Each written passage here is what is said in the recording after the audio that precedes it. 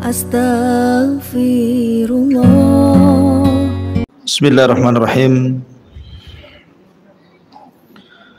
Assalamualaikum warahmatullahi wabarakatuh. Alhamdulillah wassalatu wassalamu ala Rasulillah wa ala alihi wa sahbihi wa mawalah wa la hawla wa la quwata illa billahi wa ba'du. Qala Allahu azza wa jalla ya ayyuhalladzina amanu taqullaha haqqa tuqatih wa la tamutunna illa wa antum muslimun. Wa qala sallallahu alaihi wasallam man salaka tariqan yaltamisu fihi ilma sahhalallahu bihi tariqan ilal jannah, amma ba'du. Alhamdulillah, di pagi menjelang siang ini Allah subhanahu wa ta'ala masih memberikan nikmat kepada kita sehingga kita masih bisa untuk bertalabul ilmi dan masih membahas seputar kitab Al-Kabair karya Al-Imam Adz-Dzahabi rahimahullahu ta'ala, termasuk pada dosa besar yang ke-43, dosa besar pemutus tali silaturahim.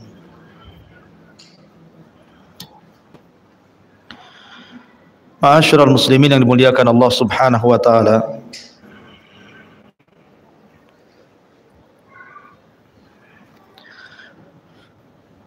bicara tentang dosa besar memutus tali silaturahim,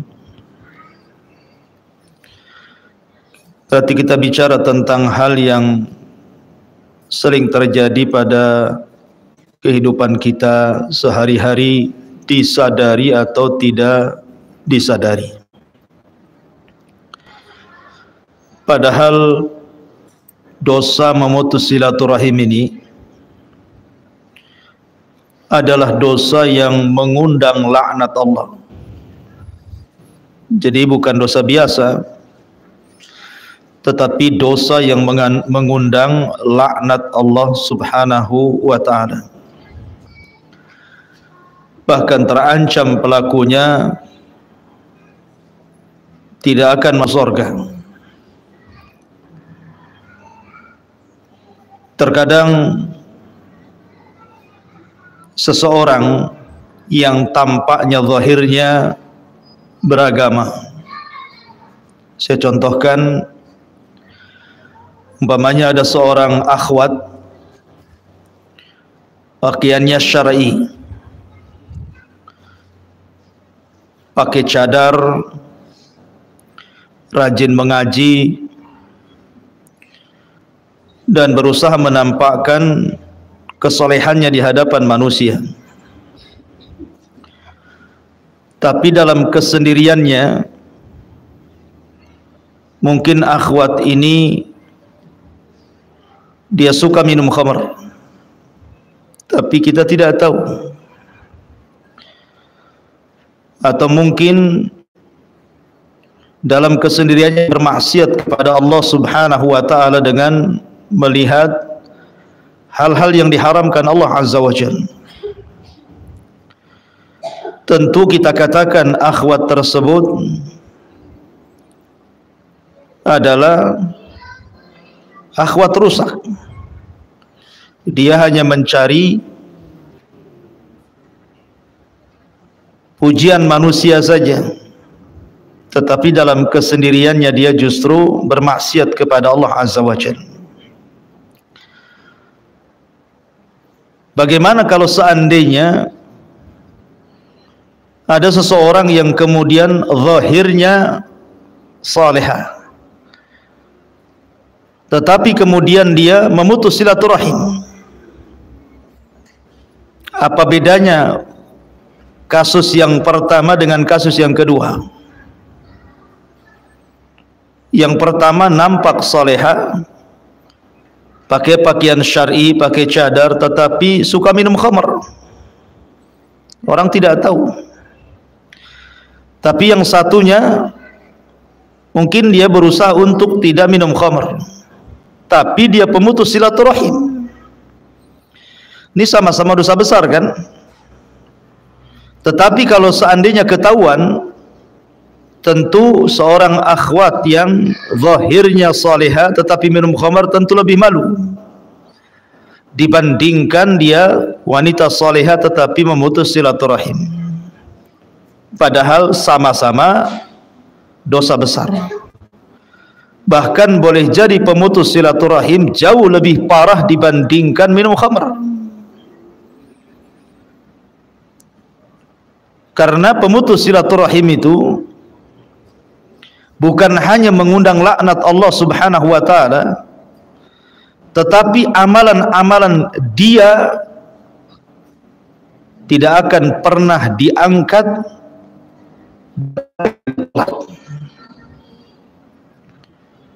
Oleh karena itulah maka Nabi sallallahu alaihi wasallam bersabda dalam sebuah hadis yang dihasankan oleh Syekh Nasiruddin Al-Albani rahimahullahu taala, hadis yang dikeluarkan Imam Ahmad, inna a'mala bani Adam tu'radu kulla khamisin lailatal jum'ati fala yuqbalu amalu qati'ir rahim. Sesungguhnya amalan-amalan anak Adam akan diangkat setiap hari Senin malam Jumat, dan tidak akan diterima amalan orang-orang yang memutus silaturahim. Lihat bagaimana Allah Subhanahu wa taala menolak amalan-amalan pemutus silaturahim. Walaupun dia setiap malam tidak pernah meninggalkan qiyamul lail, walaupun dia setiap siang tidak pernah meninggalkan puasa sunnah, walaupun hartanya disedekahkan kemana-mana, walaupun zahirnya salihah, tapi kalau dia pemutus silaturahim maka amalnya tidak akan diangkat dan tidak akan diterima. Lihat bahaya orang yang memutus silaturahim itu. Bahkan dalam sebuah hadis Nabi sallallahu alaihi wasallam juga mengatakan pada hadis Abi Hurairah radhiyallahu anhu yang keluarkan Imam Muslim, tuftahu abwabul jannati yaumal itsnaini wa yaumal khamis. Jadi pintu surga itu, Bu, itu dibuka setiap hari Senin dan Kamis. Makanya disunahkan puasa Senin dan Kamis karena pintu surga sedang dibuka. Fayughfaru likulli 'abdin la yusyriku billahi syai'an illa rajulan kanat bainahu wa baina akhihi syahnah. Maka akan diampuni setiap hamba yang tidak menyekutukan Allah Subhanahu wa taala kecuali seseorang antara dia dan saudaranya ada kedengkian dan kebencian. Fayuqalu, maka dikatakan, ungzuru hadaini hatta yastaliha, ungzuru hadaini hatta yastaliha, ungzuru hadaini hatta yastaliha. Maka dikatakan 3 kali, lihatlah kedua orang itu sampai dia dua-duanya berdamai baru diangkat. Kalau tidak pernah berdamai maka selamanya tidak akan diangkat. Subhanallah, sedemikian besarnya dosa memutus silaturahim itu, Bu, ya. Taib, mu'allif rahimahullahu ta'ala kemudian mencantumkan beberapa dalil dari Al-Quran dan juga hadis-hadis Nabi SAW tentang bahayanya memutus silaturahim ini. Allah Subhanahu wa ta'ala berfirman, wattaqullaha alladzi tasaaluna bihi wal arham. Bertakwalah kepada Allah yang dengan namanya kamu saling meminta. dan memelihara hubungan keluarga. Bertakwalah kepada Allah yang dengan namanya kalian saling meminta dan memelihara hubungan keluarga. Artinya menyambung silaturahim itu perintah dari Allah Subhanahu wa taala. Bukan hanya semata-mata urusan adat saja, tetapi Allah Subhanahu wa taala yang memerintahkan kita. Bahkan Allah memulakan dengan kata-kata wattaqullaha, bertakwalah kalian kepada Allah, takut kalian kepada Allah. Karena banyak orang-orang yang memutus silaturahim itu tidak pernah takut tuh. Seandainya Bu, kalau saya analogikan seperti ini, ibu berada dalam rumah, kemudian tiba-tiba di SMS atau di WA orang, nampak di WA itu orang ada gambarnya ganas sekali orangnya, sedang megang anggap saja senjata, celurit, pedang atau yang semacamnya. Kemudian di WA itu dia ngancam-ngancam ibu tuh, ibu saja keluar kubunuh. Kira-kira Bu, ibu keluar rumah enggak Bu? Enggak akan keluar. Takut, pasti takut. Apalagi ketika nengok di gorden betul-betul orangnya ada depan kan, makin takut lagi Bu ya. Pasti takut. Tetapi ada orang yang setiap hari terancam dengan laknat, tidurnya terancam dengan laknat Allah Azza wa Jalla. Artinya laknat itu dijauhkan daripada rahmat dan didekatkan dengan azab. Kadang-kadang orang itu tidurnya aneh kan Bu ya. Ketika diancam manusia mau dibunuh tidak bisa tidur tuh, ketakutan luar biasa.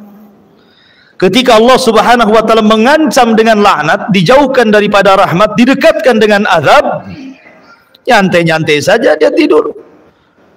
Padahal azab Allah jauh lebih dahsyat dibandingkan ancaman pembunuhan itu. Dari sini menunjukkan apa? Banyak orang yang tidak takut kepada Allah ketika memutus silaturahim, padahal ancamannya lebih besar dibandingkan orang yang mengancam membunuh. Makanya Allah Subhanahu wa taala memulakan dengan kata-kata wattaqullah, bertakwa. Bertakwa kepada Allah Azza wa Jalla. Apalagi kalau seandainya seseorang itu punya kerabat dan dia tetangga. Kan tetangga itu ada 3 macam Bu ya. Ada tetangga memiliki 3 hak. Ada tetangga memiliki 2 hak, dan ada tetangga memiliki 1 hak. Tetangga yang memiliki 3 hak, 1, kalau tetangga ibu itu dia seorang muslim atau muslimah dan dia kerabat ibu, mungkin dia keponakan, mungkin dia paman, mungkin dia saudara, dan begitu seterusnya. Kalau seandainya ibu punya tetangga dia seorang muslim atau muslimah dan ada hubungan kerabat, berarti dia punya 3 hak. Pertama, hak bertetangga, kedua, hak seorang muslim, yang ketiga, hak bahwa dia adalah kerabat. Harus lebih baik lagi hubungannya, karena dia memiliki 3 hak. Tapi kalau dia seorang muslim atau muslimah saja, tidak ada hubungan kekerabatan, berarti haknya cuma 2 saja. Pertama hak tetangga, yang kedua hak seorang muslim. Tapi kalau tetangganya kafir, dia bukan kerabat, dia bukan seorang muslim, maka dia tetap punya hak yang disebut dengan hakul jiran, hak bertetangga. Masalahnya terkadang hak-hak yang seperti ini tidak paham. Terkadang seseorang itu baik kepada orang yang tidak ada hubungan kerabat, tapi jahat kepada orang yang punya hubungan kerabat. Ada orang seperti itu. Ada orang datang tidak ada hubungan apa-apa dengan ibu, tetapi ibu bisa dekat dengan dia, ngobrol dengan dia, jalan dengan dia, pinjam uang berapapun ibu kasih, bisa bercanda dengan dia, bisa tertawa dengan dia. Tetapi ketika kekerabatannya, yang ada hubungan kerabat gitu ya, kadang-kadang nelpon itu sekali dua kali, ada telpon pun takut karena dikhawatirkan pinjam uangnya. Ada yang gitu, daripada dia telpon blokir aja lah katanya. Subhanallah ya. Ada itu orang-orang kejam kayak gitu dia. Jadi aneh gitu ya. Masih ada orang-orang yang justru melebihkan orang yang tidak ada hubungan kerabat, sementara ada orang yang hubungan kerabat itu terkadang tidak mau dibantu. Makanya perhatikan ini, bagaimana Allah Subhanahu wa taala memberikan ancaman kepada para pemutus silaturahim. Fahal asaitum in tawallaitum an tufsidu fil ardi wa tuqatti'u arhamakum ulaika alladzina la'anahumullahu fa asammahum wa a'ma absarahum. Maka apakah sekiranya kamu berkuasa, kamu akan berbuat kerusakan di permukaan bumi, kamu akan memutuskan hubungan kekeluargaan, mereka itulah orang-orang yang akan dilaknat, dikutuk Allah, lalu dibuat tuli pendengarannya dan dibutakan penglihatannya. Subhanallah. Lihat di sini Allah Subhanahu wa taala menyebut satu napas antara qati'ur rahim dengan para perusak bumi. Antufsidu fil ard, perusak bumi. Tuqatti'u arhamakum, orang yang mutus silaturahim. Bayangkan disebut satu nafas dengan para perusak bumi. Ya, perusak bumi itu ya para perompak, para perampok, bajak laut yang tidak segan-segan mengambil harta, membunuh jiwa gitu ya. Itu perusak namanya itu. Ya. Jadi perusak bumi itu ya para perampok itu, Bu, yang kejam-kejam itu ya. Lah orang-orang yang memutus silaturahim ketika disebut satu napas dengan para perusak bumi menunjukkan bahwa rusaknya para qati'u rahim. Bahkan tidak cukup, ulaika alladzina la'anahumullah, bahkan mereka akan dilaknat Allah. Cukup? Tidak. Fa asammahum wa a'ma absarahum, ditulikan, dibutakan. Karena biasanya orang kalau sudah diberikan harta, makanya di sini Allah mengatakan fahal asaitum in tawallaitum. Bagaimana sekiranya jika engkau berkuasa, artinya diberikan nikmat kekayaan, diberikan nikmat jabatan. Dulu sebelum hijrah ke Batam, di kampung masih baik dengan keluarga ya. Ketika ekonominya biasa-biasa saja, masih sering telpon-telpon, bercanda-canda. Setelah kemudian hijrah ke Batam, suaminya sukses gitu ya. Kemudian ekonominya diangkat dan dilebihkan dari keluarga yang di kampung, mulailah hartanya menulikan dan membutakan matanya. Yang biasanya mungkin sebulan 2-3 kali telepon, ini setahun pun tidak. Itu pun nunggu Idul Fitri, alasannya kuota habis katanya. Kan ada tuh. Kenapa enggak telepon? Tak ada kuota, ya kan? Tapi kalau seandainya ibu mau belanja ke Shopee itu, langsung diisi tuh. Ya. Kalau silaturahimnya sama Shopee, sama apa lagi itu, yang ada belanja-belanja, itu langsung diisi banyak kuotanya. Jadi kadang-kadang aneh gitu ya. Padahal di sini jelas gitu ya, bahwa orang-orang yang mutus silaturahim pertama dilaknat, yang kedua ditulikan, yang keempat dibutakan, dan disandingkan hukumnya dengan para perompak padang pasir dan perompak-perompak yang lainnya. Kemudian Nabi SAW mengatakan la yadkhulul jannata qati'ur rahim, tidak akan masuk surga orang-orang yang memutuskan silaturahim. Terkadang ada orang yang sadar ataupun tidak mengajarkan kepada anaknya itu untuk menjadi orang jahat. Seperti apa? Mungkin ibu tidak pernah mengenalkan ke anak-anaknya itu bahwa ibu punya saudara. Ada orang yang seperti itu, Bu. Jadi ibunya sendiri malas gitu ya menghubungi saudara. Anak-anaknya ibu tambah lagi tidak diajari. Tidak diberitahu, nak, kamu itu punya paman, nih pamanmu di sini punya ponakan, kamu ini punya sepupu, kamu ini punya bibi, dan begitu seterusnya. Kadang-kadang tidak tahu anaknya itu, dia tahunya sudah besar, dia punya saudara di kampung, suruh nyari sendiri. Lah hakikatnya sebenarnya ibu sedang mengajari kejahatan kepada anak, supaya dosa qati'ur rahim itu diwariskan kepada keluarga. Maka ini masuk pada sabda Nabi SAW, man sanna sunnatan sayyi'atan falahu wizruha wa wizru man amila ba'dahu la yanqusu min auzarihim syai'a. Barang siapa yang berikan contoh buruk diikuti orang lain, ibu ngasih contoh buruk nih diikuti anak-anaknya. Apalagi kalau ibu umpamanya bermasalah dengan keluarga, kemudian masalahnya justru diceritakan sama anaknya, anaknya jadi dendam, akhirnya dendam 7 turunan. Ini kan ngeri, Bu, karena barang siapa yang berikan contoh yang buruk, maka dia akan dapat dosa dan dosa orang yang mengikutinya tanpa mengurangi dosa mereka sedikit pun.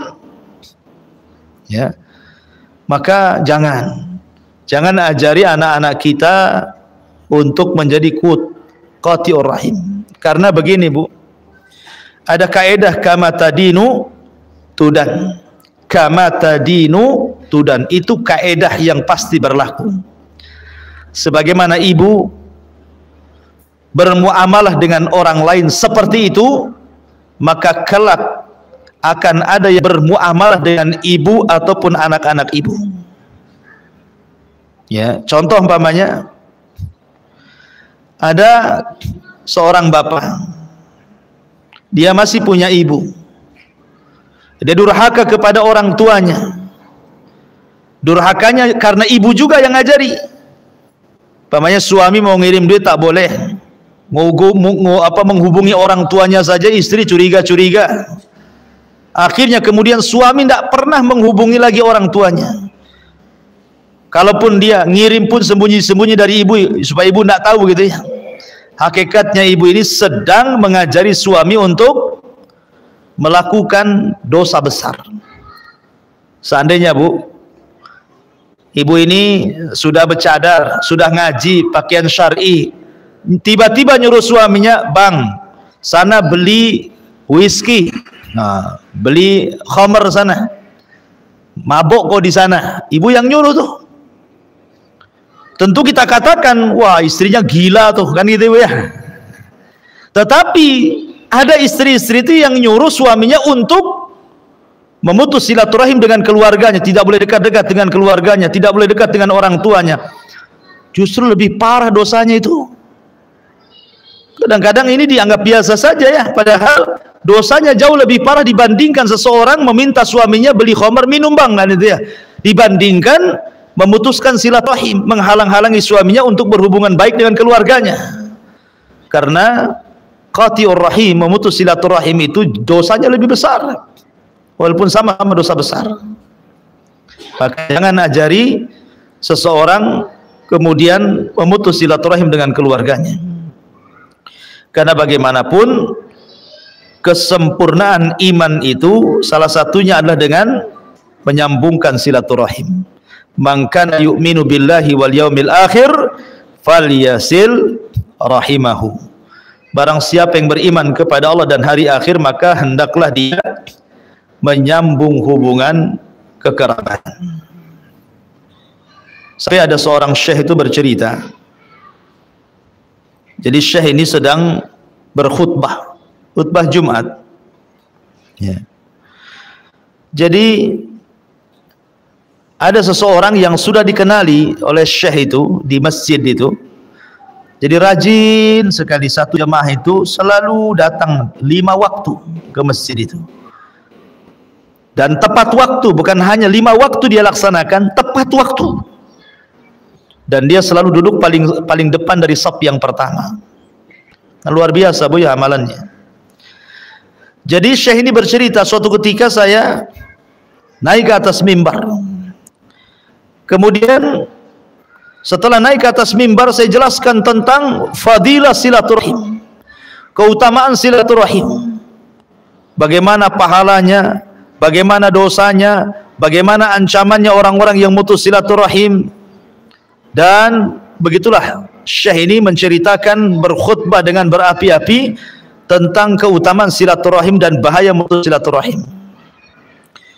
Selesai sholat Jumat, tiba-tiba orang yang sangat menjaga sholat itu sedang berpeluk-pelukan di masjid itu sambil keduanya menangis. Kemudian Syekh bertanya, siapa anda ini? Maka kemudian orang tersebut, nih kata Syekh ini cerita, kenalkan wahai Syekh, ini adik saya. Sebenarnya kami ini sholat satu masjid. Dia cerita begitu. Sebenarnya kami ini sholat satu masjid, tapi kami tidak pernah tegur sapa dengan dia, hanya gara-gara masalah harta. Ketika kami mendengar Syekh menceritakan tentang fadilah silaturahim, bagaimana dosanya orang memutus silaturahim, maka kami ketakutan. Maka aku pun berusaha meminta maaf kepada saudaraku ini. Subhanallah, satu masjidmu tidak tegur-teguran hanya gara-gara harta. Baru sadar ketika dia mendengar ceramah bagaimana bahayanya qati'ur rahim. Jadi ada orang-orang aneh ya, yang makanya betul kata Abdullah bin Umar radhiyallahu anhuma. Apa kata Abdullah bin Umar radhiyallahu anhuma? Dahulu di masa hidup Rasul, kata Abdullah bin Umar, bapak-bapak kami dan saudara-saudara kami itu jauh lebih kami hargai dibandingkan dananir, dibandingkan uang dinar. Jadi uang dinar itu tidak berharga. Karena apa? Mendahulukan orang tua dan saudara-saudaranya. Apapun yang mereka butuhkan, uang itu tidak berharga. Tapi di zaman kita, kata Abdullah bin Umar, ini cerita Abdullah bin Umar ya, di zaman itu masih sahabat tuh. Adapun di zaman kita, dananir, dinar itu jauh lebih berharga dibandingkan orang tua dan saudara, katanya. Harusnya ucapan Abdullah bin Umar itu cocok di zaman sekarang, Bu ya. Karena ada orang bermusuhan antar kerabat gara-gara uang. Rupanya uang itu tidak kenal saudara, gitu bahasanya.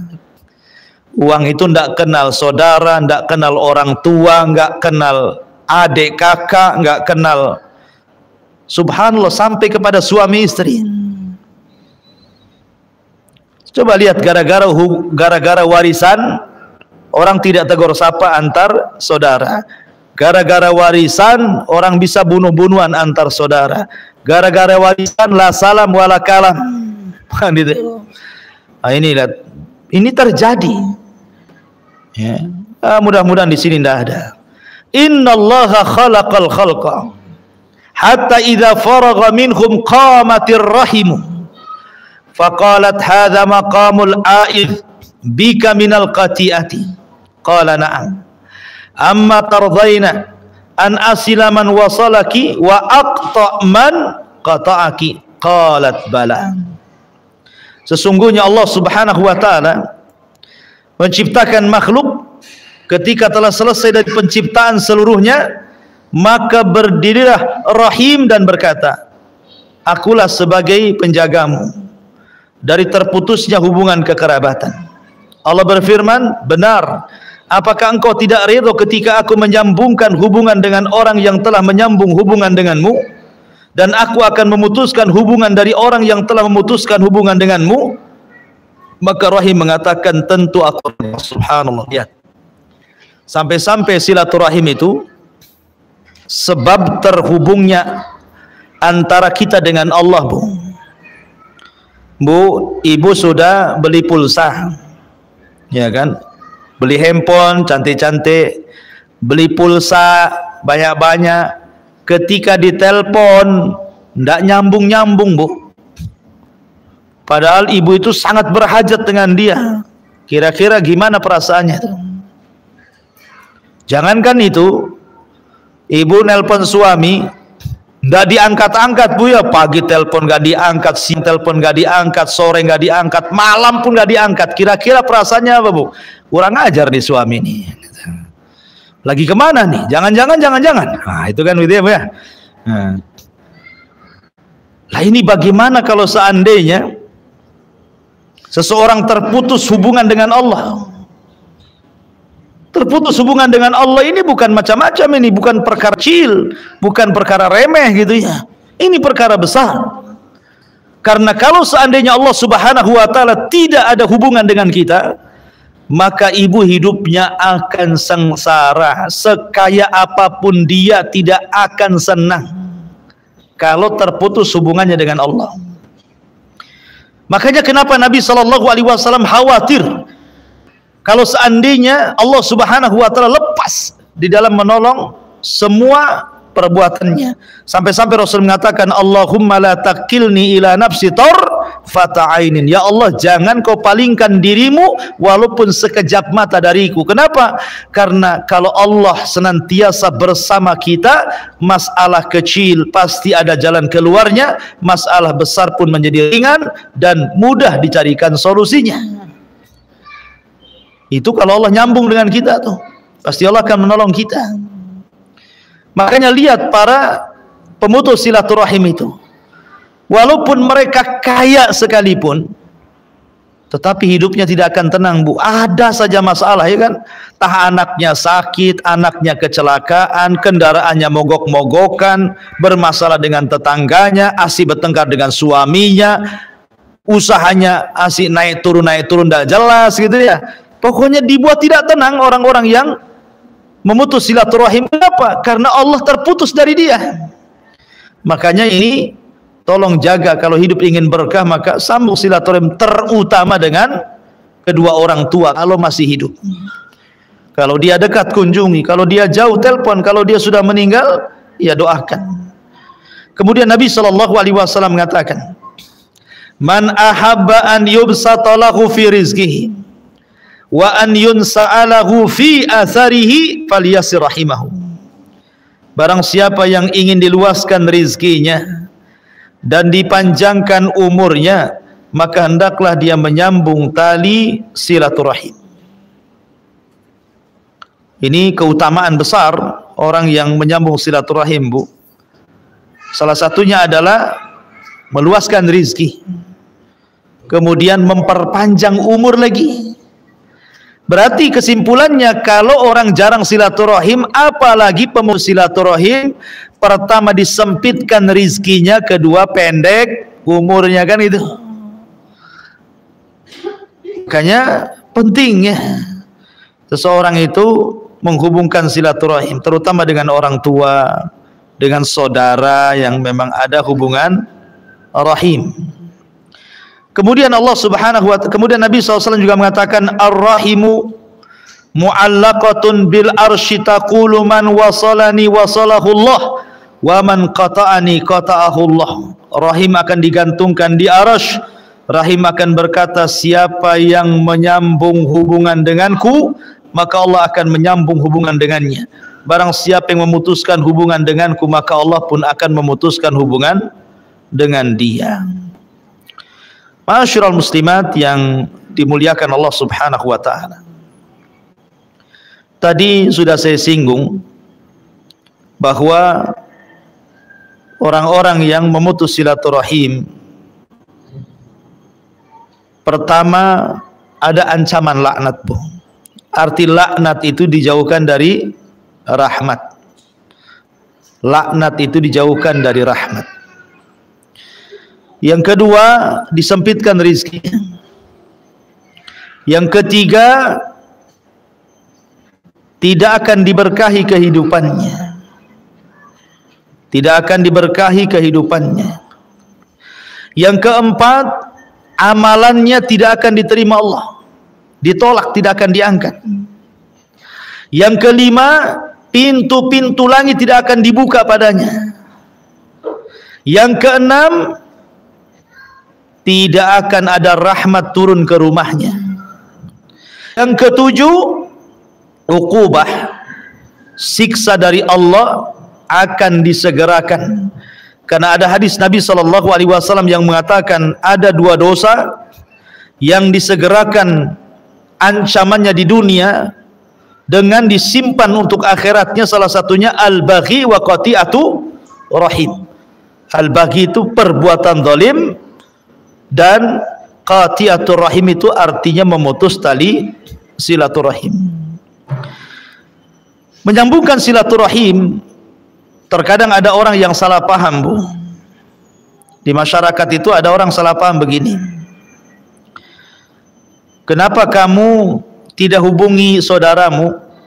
Dia jawab, ya karena dia tidak pernah menghubungiku. Kenapa kamu tidak datang ke saudaramu? Karena dia pun tidak pernah datang kepadaku. Kalau seandainya makna silaturahim itu artinya makna barter, kalau dia datang aku datang, dia WA aku WA, dia SMS aku SMS, dia bawa makan aku bawa makan, dia bicara aku bicara, nunggu dia baru kita gerak gitu ya. Ini bukan silaturahim. Orang kafir pun paham yang seperti ini. Janganlah orang-orang yang beriman, orang kafir pun paham. Makanya makna silaturahim itu bukan seperti itu. Kata Nabi SAW, walaisal wasil bil mukafi. Bukanlah orang yang menyumbangkan silaturahim itu bukan dengan sistem barter tadi. Kalau kau telepon baru ku telepon, kalau kau datang baru ku datang. Kalau kau datang bawa rantang, ku juga bawa datang dengan rantang, bukan itu. Tetapi orang yang menyambung silaturahim itu idza qata'aka wasilahu. Kalau ada saudaramu memutuskan hubungan denganmu, maka segeralah kita sambung.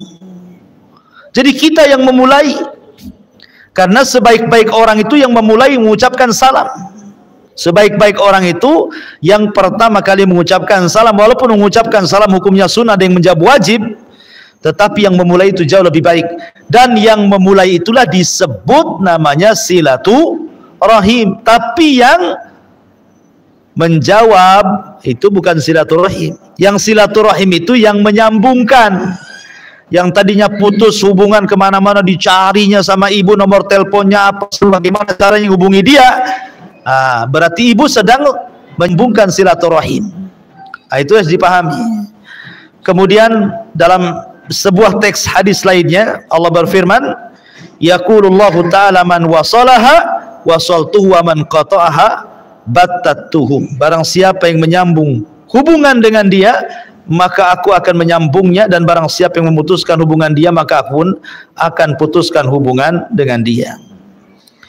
Ma'asyiral muslimat yang dimuliakan Allah Subhanahu wa taala. Tentu silaturahim itu kan ada tingkatan-tingkatannya, Bu ya. Nabi SAW ditanya, "Man ahabbun nas bisuhbi sahabati?"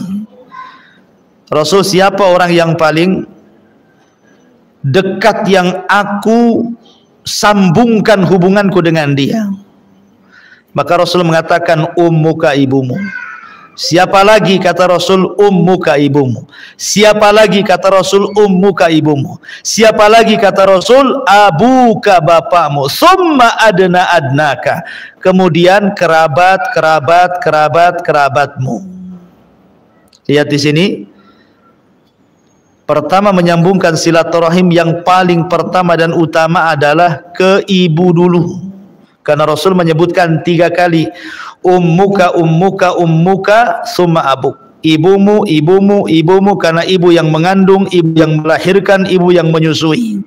Makanya ibumu pertama mengandung, ibumu yang melahirkan kedua, ibumu yang menyusui. Makanya 3 kali. Kemudian baru bapakmu. Kalau seandainya hubungan ini sudah terjalin antara orang tua dengan anak, barulah ibu merambat ke kerabat. Jangan pula musuhan sama orang tua, baik pula sama kerabat. Yang lebih parah lagi, musuhan dengan orang tua kerabat, baik pula dengan kawan. Oh, ini kurang ajar ini. Ya.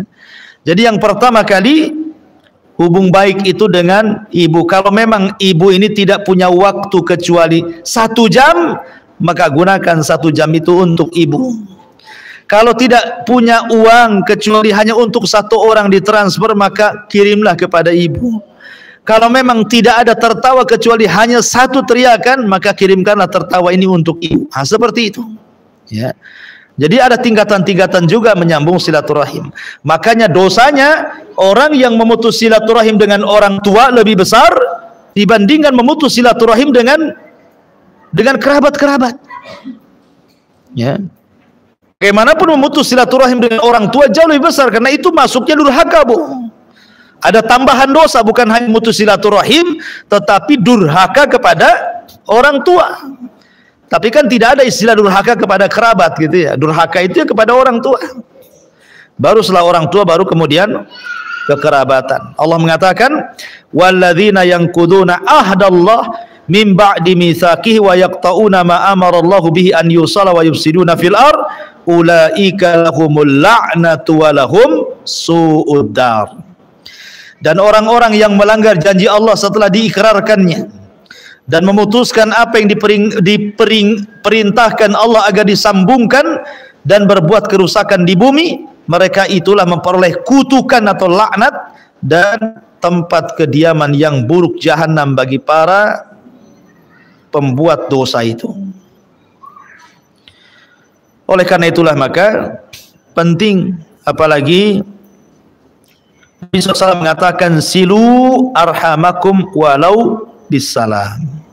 Sambungkanlah, kata Nabi SAW, bersilaturahimlah kalian dengan kerabat kalian walaupun dengan ucapan salam. Bukannya kadang ada orang malas mau datang ke rumah kerabat karena ndak ada yang dibeli. Nggak enak lah saya kalau ke sana, Ustaz, kenapa harus bawa-bawa gitu ya. Minimalnya saya harus mengeluarkan uang itu untuk beli buah-buahan 300-400, sayang kali katanya kan. Ada orang yang sayang dengan uangnya, tidak sayang dengan keluarganya tuh. Nggak perlu datang bawa-bawaan, Bu. Walaupun ibu datang membawa salam sudah cukup tuh. Walaupun ibu datang membawa salam sudah cukup. Ya, tapi kalau sudah 10 tahun tak pulang bawa salam ya keterlaluan lah, Bu. Ya bawa tentengan kan itu ya. Tapi kalau seandainya tidak ada yang dibeli, jangan kemudian lantaran urusan hadiah menghadiahi kemudian akhirnya terputus hubungan. Gara-gara ndak bisa beli buah satu kresek, nggak mau datang ke rumah saudaranya, malu dan yang lainnya. Itu bahaya. Siapa yang menyambungkan, kusambungkan hubungan dia denganku, kata Allah. Siapa yang memutuskan, kuputuskan hubunganku dengan dia, kata Allah Subhanahu wa ta'ala. Wallahu a'lam bishawab. Ini yang bisa saya sampaikan. Taib, silakan Bu kalau ada yang bertanya.